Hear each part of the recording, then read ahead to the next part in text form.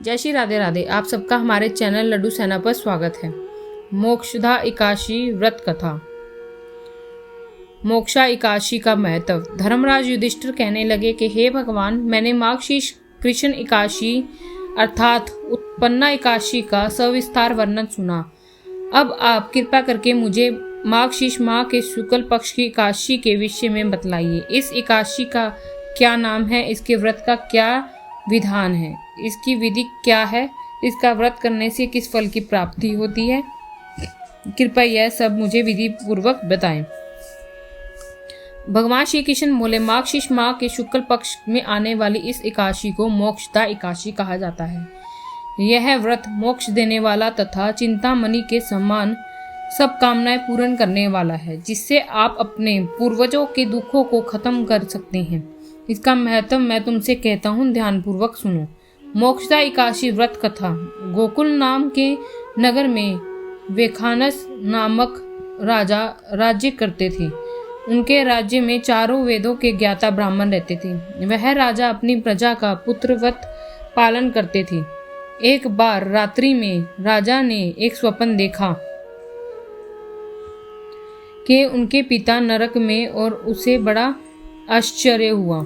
प्रातः वह विद्वान ब्राह्मणों के पास गया और अपना स्वप्न सुनाया। कहा, मैंने अपने पिता को नरक में कष्ट उड़ाते हुए देखा है। उन्होंने मुझसे कहा कि हे पुत्र, मैं नरक में पड़ा हूँ, यहाँ से तुम मुझे मुक्त कराओ। जब से मैंने यह वचन सुना तब से मैं तुम्हें बहुत बेचैन हूँ, चित्त में बड़ी अशांति है। मुझे इस राज्य, धन, पुत्र, स्त्री, हाथी, घोड़े आदि में कुछ भी सुख प्रतीत नहीं होता। क्या करूं? राजा ने कहा, हे ब्राह्मण देवताओं, इस दुख के कारण मेरा सारा शरीर जल रहा है। अब आप कृपा करके कोई तप, दान, व्रत आदि ऐसा उपाय बताइए जिससे मेरे पिता को मुक्ति मिल जाए। उस पुत्र का जीवन व्यर्थ है जो अपने माता पिता का उद्धार न कर सके। एक उत्तम पुत्र को अपने माता पिता और पूर्वजों का उद्धार करना चाहिए, और वह 1000 मूर्ख पुत्रों से अच्छा होता है। जैसे एक चंद्रमा सारे जगत में प्रकाश कर देता है, परंतु हजारों तारे नहीं कर सकते। ब्राह्मण ने कहा, हे राजन, यहाँ पास ही भूत भविष्य वर्तमान के ज्ञाता पर्वत ऋषि का आश्रम है। अपनी समस्या का हल वे जरूर करेंगे। ऐसा सुनकर राजा मुनि के आश्रम पर गया। उस आश्रम में अनेक शांत चित्त योगी और मुनि तपस्या कर रहे थे। उसी जगह पर्वत मुनि बैठे थे। राजा ने मुनि को साष्टांग दंडवत किया।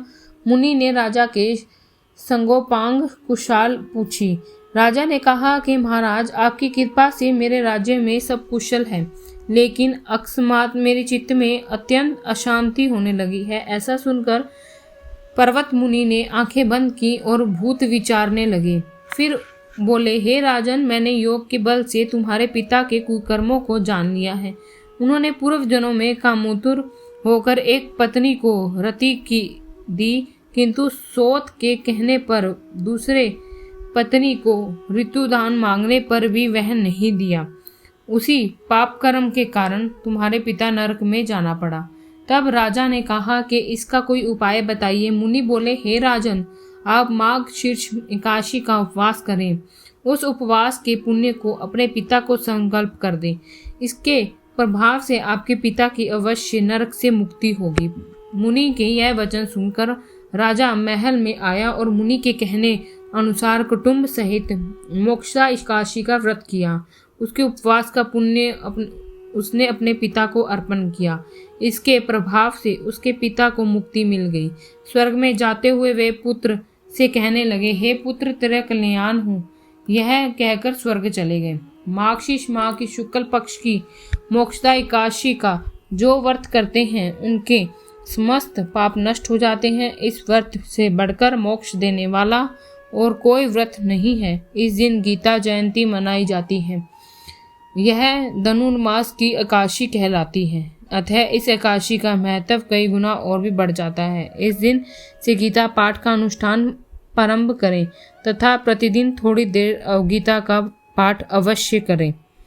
आपको हमारी वीडियो कैसी लगी कमेंट में ज़रूर बताएं। अगर आपने हमारे चैनल लड्डू सेना को सब्सक्राइब नहीं किया है तो सब्सक्राइब कर लें। राधे राधे।